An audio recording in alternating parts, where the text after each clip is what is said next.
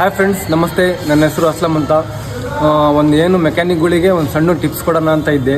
ಏನು ಅಂತಂದರೆ, ಕೆಲವರಿಗೆ ಕೀ ಚೆನ್ನಾಗಿದೆ ಅಂತ ಕಂಡಿಡಿಯೋಕ್ಕೆ ಬರೋಲ್ಲ.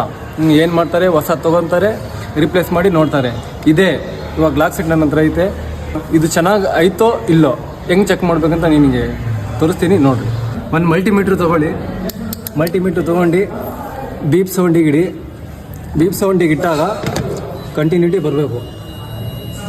ಬಂದಾಗ ಈ ಲಾಕ್ ಸೆಟ್ ಸಾಕೆಟ್ ತಗೊಳ್ರಿ, ಇದಕ್ಕೆ ಕನೆಕ್ಟ್ ಮಾಡಿರಿ. ಕೀ ಆನ್ ಮಾಡು. ನೋಡಿರಿ, ಬೀಪ್ ಸೌಂಡ್ ಬರ್ತಾ ಇದೆ. ಕೀ ಆಫ್ ಮಾಡು. ನೋಡಿರಿ, ಹೋಯ್ತು. ಕೀ ಆನ್ ಮಾಡು. ನೋಡಿರಿ, ಬರ್ತಾ ಇದೆ. ಕೀ ಆನ್ ಮಾಡಿದಾಗ ಕಂಟಿನ್ಯೂಟಿ ಬರಬೇಕು. ಕೀ ಆಫ್ ಮಾಡಿದಾಗ ಕಂಟಿನ್ಯೂಟಿ ಕ್ಲೋಸ್ ಆಗಬೇಕು. ಈ ಥರ ಬಂದರೆ ಲಾಕ್ ಸೆಟ್ ಚೆನ್ನಾಗಿದೆ ಅಂತ. ಓಕೆ, ಬಾಯ್.